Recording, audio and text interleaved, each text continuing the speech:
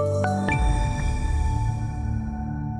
mixed trading day for gold prices, which have seen an enormous amount of bullish momentum since crossing above 1800 back on May 6th. We've seen a push up through 1800 today, culminating in a high of just over 1890. So almost $100 we've rallied since May 6th. However, market quickly reversed. We had some news today. Things pulled back. We started seeing some sellers come in, likely some of those speculators who were getting long over the last week or so, pulling us back to unchanged. So we rallied close to $30 and then saw a big pullback, ending the day right around 1865. So it was a very mixed day. The market obviously saw a stronger dollar today. Not much, but an uptick in the dollar typically hurts gold prices. That didn't happen this morning. The big news this morning was the sell-off in the crypto market. The big moves we saw across the board, that helped elevate gold prices, and it has helped elevate gold prices over the last couple of sessions. But as they recovered, and as we got FOMC minutes, we saw gold prices falter. So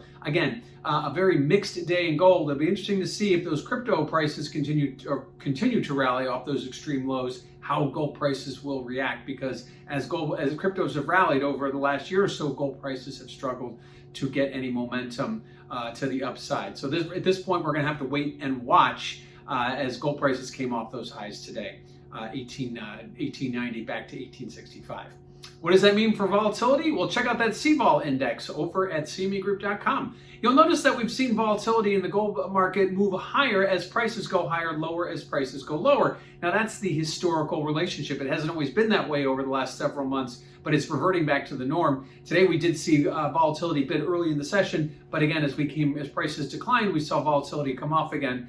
So it'll be interesting to see if we continue that relationship, higher prices, higher vol, lower prices, lower vol in the coming days and weeks. And lastly, let's talk about those FOMC minutes. That's really what turned the corner for gold. Just ahead of the announcement, we saw gold prices turning, so maybe some profit taking just ahead of the FOMC minutes. But what did the Fed say? Well, they said that there's possibility they're going to talk about tapering, which doesn't directly affect gold. But what they did say was they're going to keep rates low for longer. They're not going to be looking for any kind of rate hike in the near future, more just a shift in policy, maybe slowing the purchases of those treasuries and mortgages.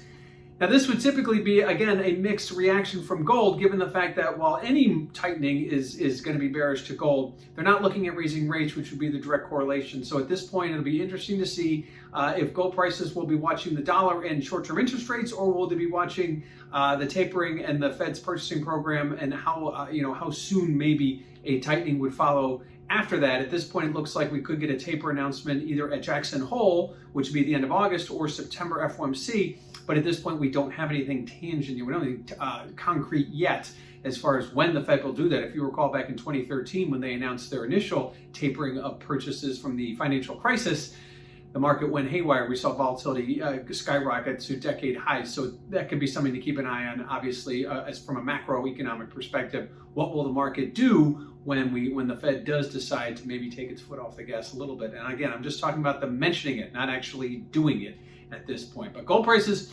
have seen a rather bullish momentum push higher once they got through 1800. Today got very close to 1900, the highest we've seen since January 8th.